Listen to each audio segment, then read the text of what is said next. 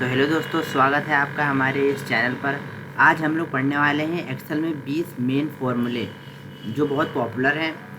कभी कहीं भी अगर हम एक्सेल सीखने जाते हैं तो सबसे पहले इन फार्मूलों को ज़रूर बताया जाता है, जो कि बहुत ही इम्पोर्टेंट है। तो आज हम लोग सीखने वाले हैं 20 इम्पोर्टेंट फार्मूलों के। तो सबसे पहले शुरू करते हैं।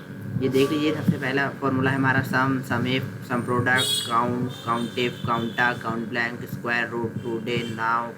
और यहाँ फिर आ जाएंगे, हम देखेंगे abs is, number is, text, average is, even is, odd, maximum, minimum, large and small. बहुत से बच्चे मैक्सिमम और लार्ज और मिनिमम एंड स्मॉल में कंफ्यूज रहते हैं, तो आज हम सब बताने वाले हैं। ओके, ठीक है। तो सबसे पहले हम आ जाते हैं सम पे। तो सम जो फॉर्मूला होता है वो जोड़ने के काम आता है, ठीक है। तो हम लगाएंगे सबसे पहले इज इक्वल्स टू। कोई भी फार्मूला हम जब लिखते हैं तो इज इक्वल्स टू से ही शुरुआत करते हैं। ओके, ये चीज़ आप लोग याद रखिएगा, ठीक है। इज इक्वल्स टू SUM, सम लगाएंगे। फिर यहाँ पे हम टैब की प्रेस कर सकते हैं जिससे जल्दी होगा, वरना हम ब्रेकेट ऐसे शिफ्ट दबा के फिर ब्रेकेट लगा सकते हैं, ठीक है। फिर यहाँ पे हम नंबर 1 दे देंगे, नंबर 1। जैसे अगर हम रेंज देना चाहते हैं तो रेंज भी डायरेक्टली दे सकते हैं, ठीक है। और फिर यहाँ पे हम कॉमा लगाएंगे। हमें अगर और अलग से रेंज दे है तो और अलग से भी रेंज दे सकते हैं। फिर यहाँ पे ब्रेकेट क्लोज करके इंटर कर देंगे, ठीक है। तो इन सभी का जो सम है वो 363 आ रहा है। ओके, अब यहाँ पे हम दूसरा फार्मूला देख लेते हैं कि सम इफ़ क्या होता है, ठीक है। सम इफ़ में हमें कोई कंडीशन दे देनी होती है। हम सबसे पहले इज इक्वल्स टू लगाएंगे, फिर लिखेंगे SUMIF, सम इफ़, ठीक है। अब यहाँ पे हम रेंज दे देंगे। यहाँ पे हमने इतनी सारी रेंज दे दी। फिर कॉमा लगाएंगे। हमें क्या क्राइटेरिया दे रहा है, यानी कि हमें किस किस को ही सिर्फ जोड़ना है, मतलब सम इफ़ किस किस को जोड़े। तो हमें मान लो यहाँ पे हमें सिर्फ 23 को ही जोड़ना है, ठीक है, ठीक है। तो हमने इसको लगाया, फिर इंटर कर दिया, तो वो उसने सिर्फ 23 को ही जोड़ा है, ठीक है। यानी कि 23 3 टाइम्स है, तो उसने इसको जोड़ा तो 69 आएगा, ठीक है। अब सम प्रोडक्ट क्या होता है आज हम लोग देख लेते हैं। Is equals to sum product, ठीक है। तो सम प्रोडक्ट में हम लोग आ जाएंगे। सम प्रोडक्ट मतलब कोई एक ऐसी लाइन होगी जो दोनों लाइनों को मल्टीप्लाई करके फिर उसका सम आएगा वो उसको निकालता है। इज इक्वल्स टू, फिर यहाँ पे लिखेंगे सम प्रोडक्ट। फिर यहाँ पे हम एरे 1 दे देंगे। मान लो हमने ये 2 ही दी, फिर कॉमा लगाएंगे, एरे 2 दे देंगे, ठीक है। अब ये इसको इससे गुना करेगा और इसको इससे गुना करके फिर जो रिजल्ट आएगा उसको वो ऐड कर लेगा। इसको कहते हैं सम प्रोडक्ट। ओके, यानी एक रेंज से दूसरे रेंज में डायरेक्टली मल्टीप्लाई करके डायरेक्टली उसका सम प्राप्त करना ही सम प्रोडक्ट इस फंक्शन में यूज़ होता है, सम, ठीक है। ये इतना आएगा, ठीक है। अब फिर यहाँ पे काउंट क्या होता है, इज इक्वल्स टू, ये जितनी भी सेल होती हैं उसमें जितने भी नंबर्स लिखे होते हैं, वो जो अगर हम पूरा रेंज दे देते हैं तो उसमें उन सारी सेल को काउंट करता है जिसमें नंबर्स लिखे हुए हैं, ठीक है। Is equals to COUNT, count. हमने यहाँ काउंट लिखा, फिर यहाँ पे हमने पूरी टेबल दे दी, ठीक है। फिर कॉमा लगा के ब्रैकेट क्लोज कर दिया, ठीक है। तो यहाँ पे इसने बताया कि 10 सेल्स हैं जिसमें नंबर्स लिखे हुए हैं, ठीक है। अब काउंट इफ़ क्या होता है, काउंट इफ़ देख लेते हैं। इज इक्वल्स टू, हम लोग जल्द ही इस 10 मिनट में इसको हम ख़त्म करेंगे। 20 फॉर्मूले आपको सिखा के रहेंगे। आप लोग वीडियो को लाइक, शेयर, सब्सक्राइब करते रहिए और हमें सपोर्ट करते रहिए। And thank you very much for watching this video. अभी तो पार्टी शुरू हुई है, आगे आगे देखते रहिए क्या क्या होता है और एक्सेल में एक्सपर्ट बनिए। कहीं भी अगर हम जॉब के लिए जाते हैं तो कोई भी प्रकार की जॉब है, अगर हमें एक्सेल आता है तो हमें जॉब मिलने में आसानी होती है। ओके, और जब हम जॉब करते हैं तो उसमें कोई डेटा बनाना होता है, जिसकी वजह से हम इन सभी फॉर्मूलों का यूज़ करके इजीली डेटा बना देते हैं जल्दी। ओके, तो यहाँ पे अब काउंट इफ क्या होता है, काउंट इफ का फॉर्मूला आएंगे, काउंट इफ। अब यहाँ पे हमने इतनी सारी रेंज दे दी, ठीक है।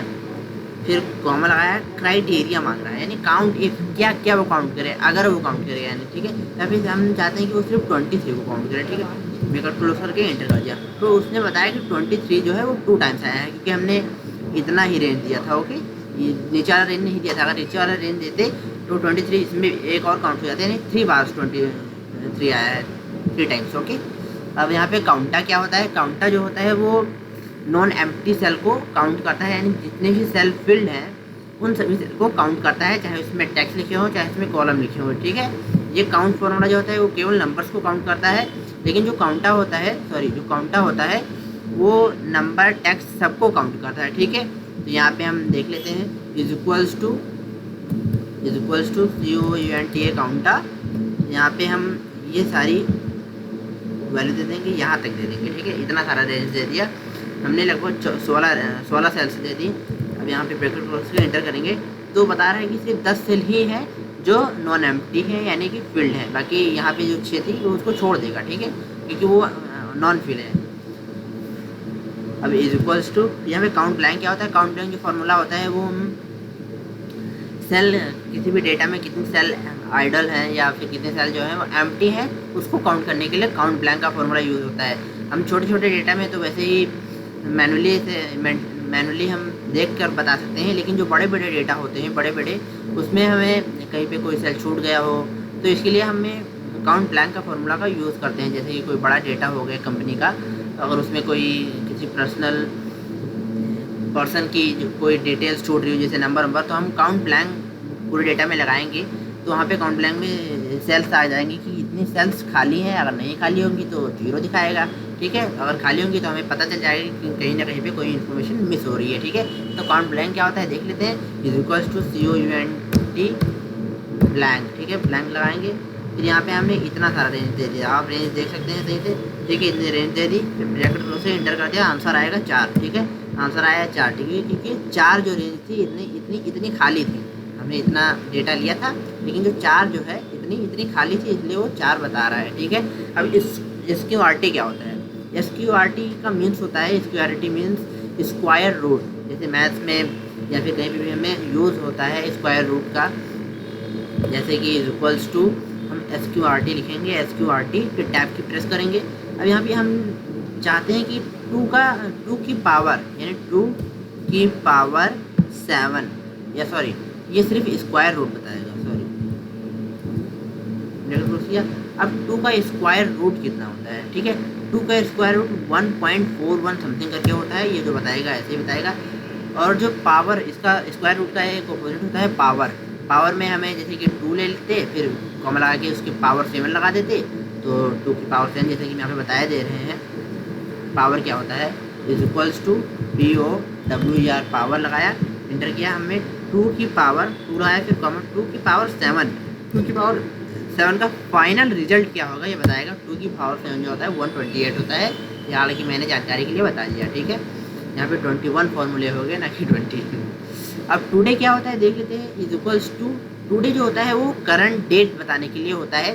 जैसे कि कभी हम कोई इनवाइस निकालते हैं तो हम टुडे फार्मूला अगर उसमें लगाए रहते हैं तो टुडे फार्मूला जो होता है वो ऑटोमेटिक डेट एंड टाइम को अपडेट करता रहता है, यानी कि सॉरी डेट को अपडेट करता रहता है, जिससे हमें पता चल जाता है कि इनवाइस जो है वो कब या किस टाइम पे निकला हुआ है। ठीक है, तो इज इक्वल्स टू टुडे हम लगाएंगे और टैब की प्रेस करके फिर हम सिंपली इसमें कुछ ना लिख के ऐसे ब्रैकेट क्लोज करके एंटर कर देंगे तो ये टाइम बता रहा है। ठीक है, कि इस समय, सॉरी डेट बता रहा है कि इस समय कितनी डेट है। लेकिन जो नाव होता है वो इससे भी बेहतर होता है। नाव में जो होता है वो डेट एंड टाइम दोनों बताया जाता है। ठीक है, तो इज इक्वल्स टू हम लिखेंगे नाव W नाव।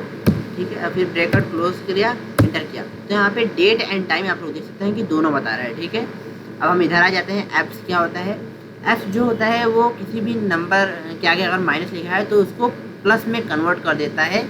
हालांकि किसी भी नंबर के आगे अगर प्लस लिखा होता है तो शो नहीं करता है। आप लोगों ने मैथ्स में पढ़ा होगा, रूल्स आपको लोगों ने पढ़ा होगा। ठीक है, किसी भी तो यहाँ पे अगर ये देखिए 99 लिखा है माइनस में, लेकिन जो एप्स का फॉर्मूला लगाते हैं तो किसी भी प्रकार का नंबर हो उसके आगे किसी भी प्रकार का साइन लगा हो, लेकिन वो उसको प्लस में ही कन्वर्ट कर देता है। जैसे कि यहाँ पे इक्वल्स टू ABS का फॉर्मूला लगाएंगे और फिर यहाँ पे हम ये वाली सेल ले लेंगे, सेल की लोकेशन, और ब्रैकेट क्लोज करके एंटर कर देंगे। ठीक है, तो यहाँ पे ये देखिए उसकी माइनस के साइन का हटा के प्लस में दिखा रहा है। इसका यूज़ जैसे कि गेम्स वेम्स में होता है, हालांकि मुझे इतना नहीं पता है इसका गेम्स वेम्स में किस प्रकार से यूज़ होता है, क्योंकि मैं इतना गैम्बलिंग करता नहीं हूँ। ठीक है, अब इज इक्वल्स टू इस नंबर क्या होता है? जैसे कि हम इस नंबर मतलब क्या वो नंबर है, हम किसी सेल में लगा के देखेंगे कि क्या वो नंबर है। जैसे हमें कहीं पे कंफ्यूजन हो तो इस नंबर, ठीक है, इस नंबर इज योर नंबर यहाँ पे लगाएंगे। फिर यहाँ पे हम देखेंगे ये वाली सेल दे देते हैं इधर वाली कि क्या वो नंबर है। तो इससे बता रहा है फॉल्स कि वो नंबर नहीं है, क्योंकि आप सिंपली यहाँ पे देख सकते हैं इसमें नंबर एंड टेक्स्ट दोनों कपड़े हैं, यानी कि जिसमें नंबर एंड टेक्स्ट दोनों लिखे हैं उसे टेक्स्ट की कैटेगरी में ही माना जाता है, ठीक है, ना कि नंबर की कैटेगरी में, इसलिए ये फॉल्स बता रहा है। यहाँ पे देख लेते हैं टेक्स्ट इज इक्वल्स टू इच टेक्स्ट, इसका अपोजिट होता है इच टेक्स्ट, हम फॉर्मूला आएंगे। अब फिर यहाँ पे हम इच टेक्स्ट को अगर वाली लोकेशन दे देंगे तो उसकी कैटेगरी टेक्स्ट है तो वो बताएगा कि ट्रू है, लेकिन अगर हम उसकी लोकेशन को चेंज करके हमें बगल वाली लोकेशन दे रहे हैं, ठीक है, ये वाली लोकेशन दे रहे हैं I4 दे देंगे, वाली लोकेशन हम ऐसे मैनुअली भी लिख सकते हैं, उस पर सिलेक्ट कर सकते हैं, ठीक है। तो ये फॉल्स बता रहा है क्योंकि ये टेक्स्ट नहीं, ये नंबर है, ठीक है। और यहाँ पे एवरेज क्या होता है, नाम से ही पता चल रहा है, इज इक्वल्स टू एवरेज, किसी भी डेटा या नंबर लिखा है तो अगर उसका हमें एवरेज फाइंड करना है, जैसे कि मार्कशीट हमने बनाई उसमें 10 बच्चे हैं तो उनके सारे सब्जेक्ट्स के ऊपर हमें एवरेज दिखाना है कि एक बच्चे में एवरेज कितना लाया है, एवरेज परसेंट, ओके। तो A B E okay RAG average. अब एवरेज में मान लो इतने पूरे डेटा का जो है एवरेज चाहिए, ठीक है। तो ये इतने पूरे डेटा का एवरेज कितना होगा, तो इतने पूरे डेटा का एवरेज 361.067 होगा। अब यहाँ पे इज इवन देख लेते हैं, इज इवन मतलब क्या वो इवन है, ये नंबर पे लगाए जाते हैं, is equals two is even, ठीक है, इज इवन लगाया। अब क्या ये नंबर इवन है, अगर ये नंबर इवन होगा यानी कि सिंपली वो नंबर जो 2 से डिवाइड हो जाते हैं उन्हें इवन कहते हैं, यानी हिंदी में उसे सम कहते हैं, सम संख्याएँ, ओके। तो यहाँ पे हमने 66 पे लगाया, ब्रैकेट क्लोज करके एंटर कर दिया, तो ये बता रहे हैं कि ट्रू, हाँ 66 जो है वो इवन है। यहाँ पे नीचे देख लेते हैं, is equals two is odd, is even के जस्ट अपोजिट होता है इज ऑड, फिर लगाएंगे हम यहाँ पे लिखेंगे इज ऑड, यहाँ पे हम फिर से यही नंबर दे देंगे, ठीक है, ब्रैकेट क्लोज करके एंटर कर दिया। तो ये बता रहा है फॉल्स, क्योंकि सिंपली वो नंबर जो 2 से डिवाइड नहीं होते उन्हें इज ऑड कहते हैं, जो सिंपली जो ऑड नंबर्स होते हैं वो 2 से डिवाइड, जो ऑड नंबर्स होते हैं वो 2 से डिवाइड नहीं होते हैं, तो इसलिए जो 66 है वो इवन नंबर है ना कि ऑड, तो इसलिए फॉल्स शो कर रहा है, ठीक है। हम मैक्सिमम देख लेते हैं, इज इक्वल्स टू MAX, हमें सिर्फ जब फॉर्मूला लगाएंगे तो इतना ही लिखना होता है। फिर यहाँ पे हमने इतने पूरे डेटा को दे देंगे और फिर ब्रैकेट क्लोज करके इंटर कर देंगे, तो यहाँ पे इतने सारे में मैक्सिमम जो वैल्यू है वो 4609 है, ठीक है, तो वो यहाँ पे शो कर रहा है। अब मिनिमम देख लेंगे, is equals to MIN minimum, फिर यहाँ पे अब हम इतने सारे डेटा को दे देंगे, फिर ब्रैकेट क्लोज करके एंटर कर देंगे, तो हमें मिनिमम जो वैल्यू है वो 2 है, ठीक है। यहाँ पे हम लार्ज देख लेते हैं, is equals to LARGE large, ठीक है। यहाँ पे लार्ज और मैक्सिमम में पहले अंतर आप लोग समझ लीजिए, लार्ज और मैक्सिमम जो होता है वो हाईएस्ट वैल्यू को ही फाइंड करता है, ठीक है, लेकिन जो लार्ज होगा उसमें हम चेंजेस कर सकते हैं, जैसे कि हमें फर्स्ट लार्ज चाहिए कि सेकंड लार्ज चाहिए कि थर्ड लार्ज चाहिए, जैसे कि मान लो हमें 4th नंबर लार्ज चाहिए तो हम यहाँ पूरे डेटा को सिलेक्ट कर देंगे, ठीक है, फिर कॉमा लगा के यहाँ पे 4 लिख देंगे, ठीक है, ब्रैकेट क्लोज करके एंटर कर देंगे, तो यहाँ पे ये बता रहा है कि 4th नंबर पे लार्ज कौन सा है, 69 है, ठीक है। इसी प्रकार लार्ज स्मॉल जो होता है हमें कितने नंबर पे लार्ज स्मॉल चाहिए ये बताता है, लेकिन जो मैक्सिमम मिनिमम होता है वो एग्जैक्ट सबसे हाईएस्ट या लोएस्ट बताते हैं, ओके। स्मॉल देख लेते हैं, इज इक्वल्स टू SMALL, जो लार्ज का जस्ट अपोजिट है, नाम से पता चल रहा है, इज इक्वल्स टू हम यहाँ पे एरे दे देंगे, यहाँ पे मान लो हम इतना एरे दे रहे हैं, इतना ही, फिर कॉमा लगाएंगे, हमें जो है 5th स्मॉलेस्ट नंबर चाहिए, 5th स्मॉलेस्ट, क्लोज किया एंटर कर दिया, तो यहाँ पे हमें 66 दिखा रहा है जो 5th स्मॉलेस्ट है, ओके। तो आई होप आप लोगों को वीडियो पसंद आया होगा, अगर आप लोगों को वीडियो पसंद आया हो तो वीडियो को लाइक कीजिए, चैनल को सब्सक्राइब कीजिए और अपने दोस्तों को शेयर कीजिए, ठीक है। आने